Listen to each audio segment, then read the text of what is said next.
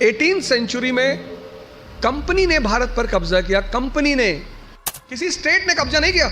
ये बात आपके दिमाग में क्यूरियोसिटी नहीं पैदा करती? दूसरे कॉन्टिनेंट से 7 समंदर पार दूसरे के देश में बैठकर उन्हीं को मार रहे हो, उन्हीं का पैसा लेके, और तुम 200 साल तक कुछ कर ही नहीं पा रहे हो। यहाँ एक स्टेट छोड़ के, एक जिला छोड़ के दूसरे जिले में जाओ तो आदमी थोड़ा नॉर्मल हो जाता कि यहाँ ज्यादा मत बोलना कि पाकिस्तान वेरी गुड कंट्री, दुनिया में इससे अच्छी कंट्री है ही नहीं।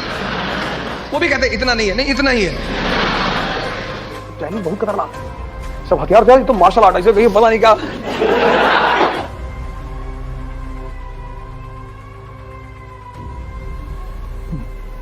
जय हिंद फ्रेंड्स।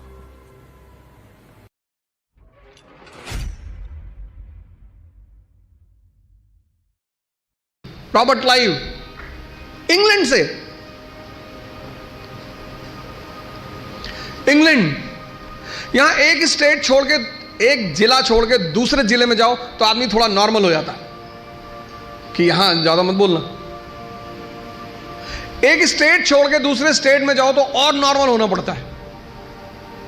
महाराष्ट्र की ही तारीफ करनी पड़ेगी, नहीं तो बाहर कैसे जाओगे। एक कंट्री छोड़ के दूसरे कंट्री में जाओ तो उस कंट्री के बारे में बोलना पड़ता है कि पाकिस्तान वेरी गुड कंट्री, दुनिया में इससे अच्छी कंट्री है ही नहीं।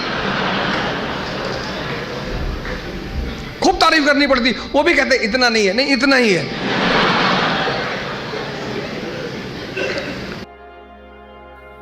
सोचो तुम कानपुर से सिर्फ आगरा चले जाओ, वहां बदमाशी करना मुश्किल है शहर चेंज होते ही, कि भैया अपना शहर नहीं है, कहीं पीट न जाए।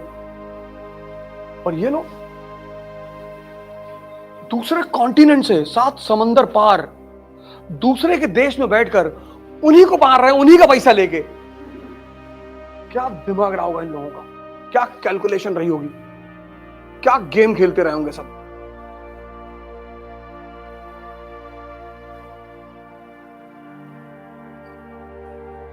ये दिलबाग गुटखा खाई हुई गैंग तंबाकू खाते हैं। पूछो क्या है, कहते हैं बीवीसी है। ये क्या है, पहले बुद्धिवर्धक चूरन।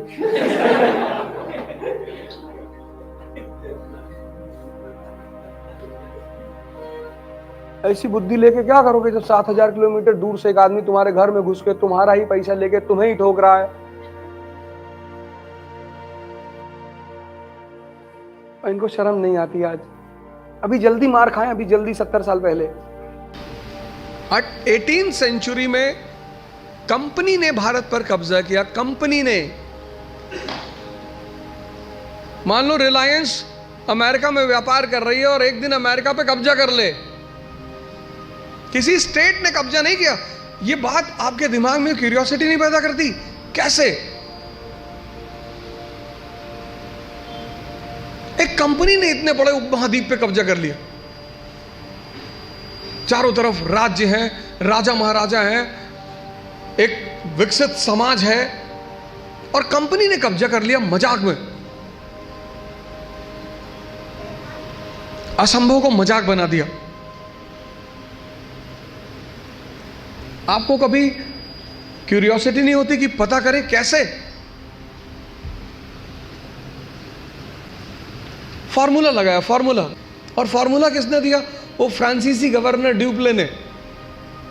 उस फॉर्मूले को लगाया किसने? रॉबर्ट क्लाइव और ईस्ट इंडिया कंपनी। और फॉर्मूला क्या था? किंग मेकर का फॉर्मूला।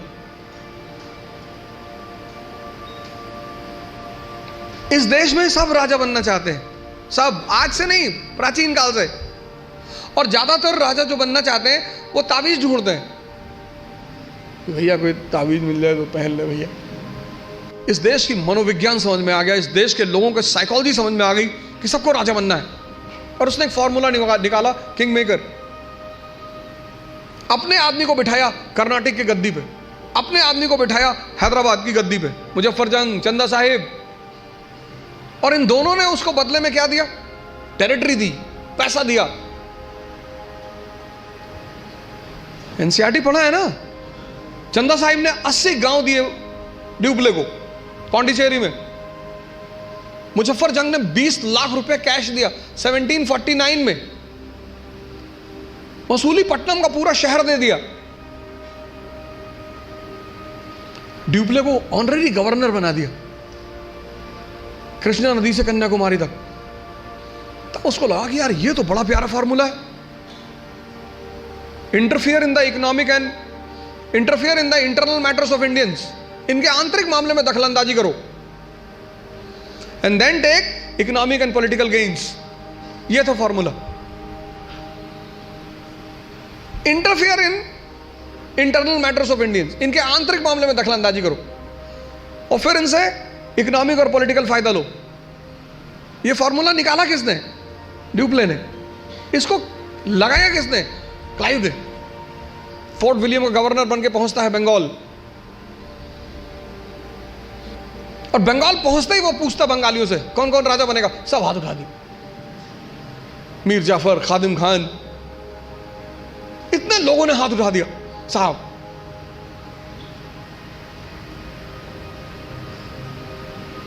एक विभीषण ने रावण को खत्म कर दिया। बंगाल में 20 विभीषण मिले। फॉर्मूला, किसी भी चीज को जब आप एंटर करोगे,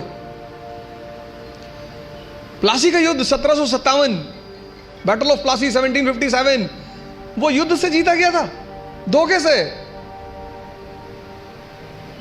क्लाइव।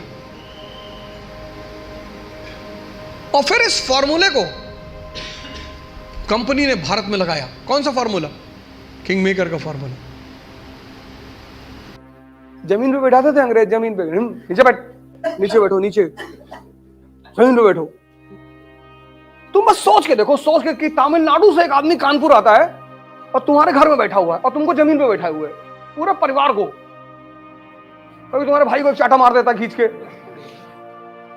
बस सोचो, आज जाके इस बात को सोचना, तुमको फील होगा कि यार ये भगवान, और तुम्हारा ही पैसा ले रहा है। तुम सोचो इन बातों को।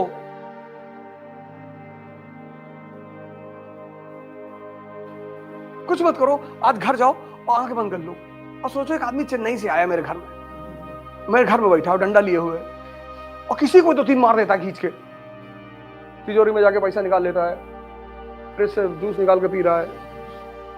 तुम जूस मांग रहे हो, तुमको पानी नाली का निकाल के दे दिया, पी ले। अरे भैया, खाना खाया, बना के पेट भर गया, जो बचा वो तुम्हारे सामने फेंक देगी, ले। और तुम 200 साल तक कुछ कर ही नहीं पा रहे हो।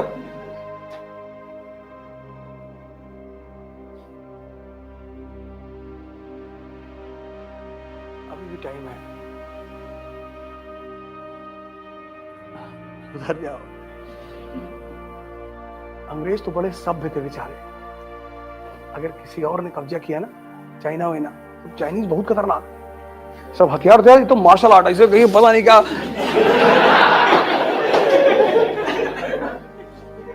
उंगली डाल दी, आंख निकाल लिए, खेल रहे, सब बहुत खतरनाक है, जान लो।